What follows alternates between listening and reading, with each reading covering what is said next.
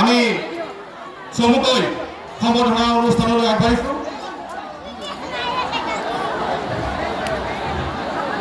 শ্ৰদ্ধাৰ মুখ্যমন্ত্ৰী ডাঙৰীয়াক এখন ফুলাম গামোচাৰে সম্বৰ্ধনা জ্ঞাপন কৰিব কমলপুৰ বিধানসভা সমষ্টিৰ বিধায়ক সন্মানীয় দিগন্ত কলিতা ডাঙৰীয়াই। এটি জাপিৰে তেখেতক সম্বৰ্ধনা জ্ঞাপন কৰিব মংগলদৈ লোকসভা সমষ্টিৰ সাংসদ শ্ৰদ্ধাৰ দিলীপ শইকীয়া ডাঙৰীয়াই। এটি বিষ্ণুমূৰ্তি তেখেতক প্ৰদান কৰিব কমলপুৰ মণ্ডলৰ সভাপতি কুমুদ কাকতি ডাঙৰীয়াই। এটা গদৰে তেখেতক আদৰণি জনাব বিডিয়া জাতিকুলা মণ্ডলৰ সভাপতি উমেশ ডেকা ডাঙৰীয়াই।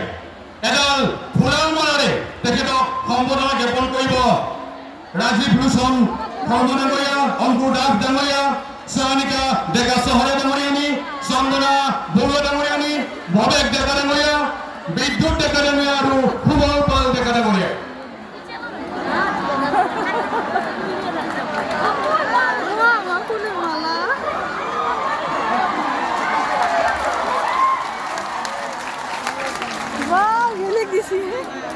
ইয়াৰ লগে লগে সন্মানীয় ৰাজ্যিক সভাপতি মহোদয় ভৱেশ কলিতা ডাঙৰীয়াক এখন ফুলাম গামোচা হিচাপে সম্বৰ্ধনা জ্ঞাপন কৰিবৰ কাৰণে অনুৰোধ জ্ঞাপন কৰিছোঁ।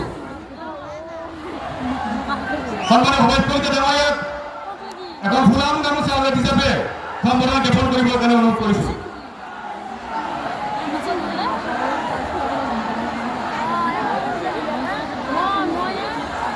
ইয়াৰ লগে লগে আমাৰ সন্মানীয় ৰাজ্যিক সভাপতি ভৱেশ কলিতা ডাঙৰীয়াক বক্তব্য ৰাখিবৰ কাৰণে বিনম্ৰতাৰে অনুৰোধ কৰিছোঁ। ধন্যবাদ।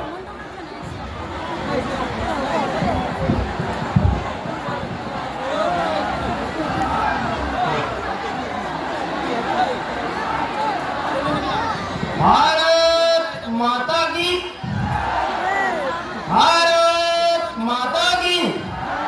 BJP BJP Narendra Modi ji, Narendra Modi ji, JP Nadda ji, JP Nadda ji, Himanta Biswa Sharma डांगरिया, हिमंत बिश्व शर्मा डांगरिया, दिलीप शइकिया डांगरिया, दिलीप शइकिया डांगरिया, जयंत मल्ल बरा डांगरिया, जयंत मल्ल बरा डांगरिया, दिगंत कलिता डांगरिया, दिगंत कलिता डांगरिया, परामंड राजवंशी डांगरिया, परामंड राजवंशी डांगरिया।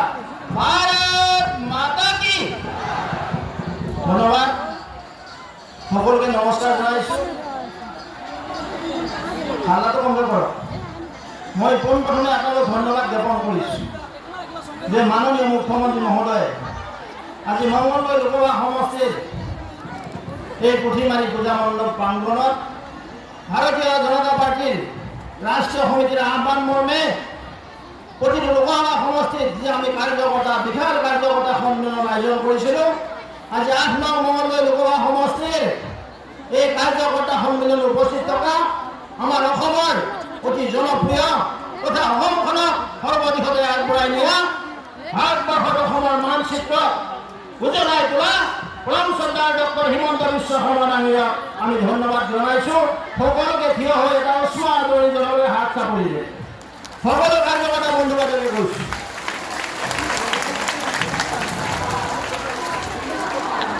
আজি এই সভাত আমাৰ সৈতে উপস্থিত আছে ভাৰতীয় জনতা পাৰ্টীৰ ৰাষ্ট্ৰীয় সমিতিৰ সাধাৰণ সম্পাদক মংগলদৈ লোকসভা সমষ্টিৰ জনপ্ৰিয় সাংসদ পৰম শ্ৰদ্ধেয় দিলীপ শইকীয়া ডাঙৰীয়া, আমাৰ জ্যেষ্ঠ নেতা নাগালেণ্ড প্ৰদেশৰ প্ৰভাৰী পৰম শ্ৰদ্ধেয় নলিন কোহলি ডাঙৰীয়া, এজন সুপ্ৰিম কোৰ্টৰ লয়াৰ আৰু তেওঁৰ জ্যেষ্ঠ নেতা। তেখেত আজি এই সভাত আমাৰ মাজত বিৰাজমান আছে। তাৰ বাবে আমি এটা হাত চাপৰি তেখেতক আদৰণি জনাইছোঁ। কমলপুৰ সমষ্টিৰ সন্মানীয় বিধায়ক, এই সভাৰ হোষ্ট, এই সভাৰ আয়োজক দিগন্ত কলিতা ডাঙৰীয়া, তেখেতক আমি উষ্ম আদৰণি জনাইছোঁ হাত চাপৰিয়ে। এই সভাত আমাৰ সৈতে উপস্থিত আছে আমাৰ জ্যেষ্ঠ মন্ত্ৰী চন্দ্ৰমোহন পাটোৱাৰী ডাঙৰীয়া, কামৰূপ জিলাৰ অভিভাৱক মন্ত্ৰী। এই সভাত আমাৰ সৈতে উপস্থিত আছে অতি জনপ্ৰিয় মন্ত্ৰী অসম চৰকাৰৰ নলবাৰী সমষ্টিৰ সন্মানীয় বিধায়ক শ্ৰদ্ধা মন্ত্ৰী জয়ন্ত মল্ল বৰুৱা ডাঙৰীয়া। এই সভাত উপস্থিত আছে শিপাজাৰ সমষ্টিৰ সন্মানীয় বিধায়ক পৰমন্দ ৰাজবংশী ডাঙৰীয়া। পৰম শ্ৰদ্ধাৰ 4খন জিলা ওদালগুৰি দৰং নৰ্থ কামৰূপ আৰু নলবাৰী জিলাৰ সন্মানীয় সভাপতিসকল, প্ৰভাৰীসকল, সহপ্ৰভাৰীসকল, প্ৰতিটো বিধানসভা সমষ্টিৰ আমাৰ প্ৰভাৰীসকল, মঞ্চৰ উপবিষ্ট জ্যেষ্ঠ নেতৃবৃন্দ, আজি এই বিশাল কাৰ্যকৰ্তাত উপস্থিত থকা পৰম শ্ৰদ্ধাৰ কাৰ্যকৰ্তা বন্ধু বান্ধৱীসকল, সকলোকে মই উষ্ম আদৰণি জনাইছোঁ ভাৰতীয় জনতা পাৰ্টীৰ তৰফৰ পৰা। আজি এই বিশাল কাৰ্যকৰ্তা সন্মিলনত ওদালগুৰিৰ পৰা নলবাৰীলৈকে এই সমগ্ৰ অঞ্চলৰ পৰম শ্ৰদ্ধাৰ বুধৰ কাৰ্যকৰ্তাসকল, বিষয়ববীয়াসকল এই সভাত উপস্থিত আছে।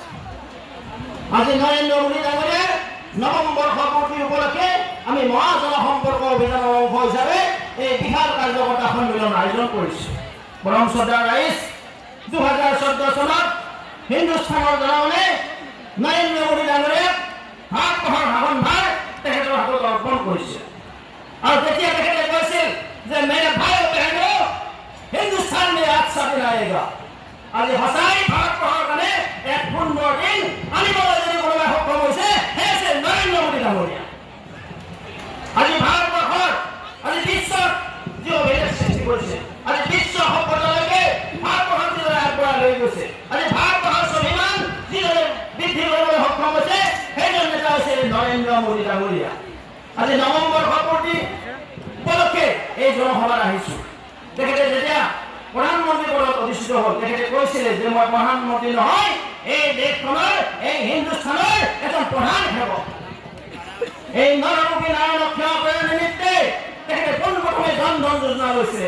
45 কোটি মহিলাক বিনামূলীয়াকৈ যদি কোনোবাই একাউণ্ট খুলি দিবলৈ সক্ষম হৈছে, সেইজন হৈছে প্ৰধানমন্ত্ৰী নৰেন্দ্ৰ মোদী ডাঙৰীয়া, যাৰ বলিষ্ঠ নেতৃত্বৰ কাৰণে আজি হিন্দুস্তানৰ পৰম শ্ৰদ্ধাৰ মাতৃ সমাজে 45 কোটি মহিলাই জন ধন যোজনা বিনা পইচাই নৌবিল একাউণ্ট জিৰ' বেলেঞ্চত একাউণ্ট খুলিবলৈ সক্ষম হৈছে। কোভিড সৃষ্ট পৰিৱেশত এই একাউণ্টত মোদী ডাঙৰীয়াই তিনিবাৰকৈ পইচা দিছে, 500 কৰি। মই দেখিছিলোঁ বহুত প্ৰাইম মিনিষ্টাৰ নাম শুনিছিলোঁ, কিন্তু কোনে এইবিলাক কাম কৰিব নোৱাৰিলে। কৰাৰ কাৰণে যদি কাৰোবাৰ সম্ভৱ হ'ল, সেয়া হৈছে নৰেন্দ্ৰ মোদী ডাঙৰীয়া। এজন কেন্দ্ৰীয় পাছ কৰা পিএইচডি লোৱা প্ৰধানমন্ত্ৰী এই ভাৰতবৰ্ষৰ ভাৰত আছিলে, কিন্তু তেওঁ পাহৰি গৈছিলে যে 45 কোটি মহিলাকে বেংকত খাতা খুলিব পৰা নাছিলে। এয়া হৈছে ভাৰতীয় জনতা পাৰ্টীৰ নেতৃত্ব। পৰম শ্ৰদ্ধাৰ মোদী ডাঙৰীয়াই আমাৰ কোভিড হ'ল, কোভিডৰ সময়ত আমাক বিনামূলীয়া কোভিড ভেকচিন দিলে। 90 কোটি জনতাক বিনামূলীয়াকৈ চাউল, বিনামূলীয়াকৈ ৰেচন দিবলৈ সক্ষম হৈছে নৰেন্দ্ৰ মোদী ডাঙৰীয়াই। আজি সকলোৱে এই ভাষণত কৈছে যে বিশ্বৰ পঞ্চম শক্তি ধৰিছে যে ভাৰতৰ অৰ্থনীতি আজি বিস্তাৰিত হৈছে। কোভিড সৃষ্ট পৰিৱেশত বহুত দেশৰ অৰ্থনীতি ভাঙি চুৰমাৰ হৈ গ'ল, বহুতো মেৰুদণ্ডৰ কাৰণেও হ'ল, কিন্তু আজি ভাৰতবৰ্ষৰ অৰ্থনীতি কোনোবাই টনকিয়াল কৰিবলৈ সক্ষম হৈছে, সেয়া হৈছে নৰেন্দ্ৰ মোদী ডাঙৰীয়া। আজি চবকা সাথ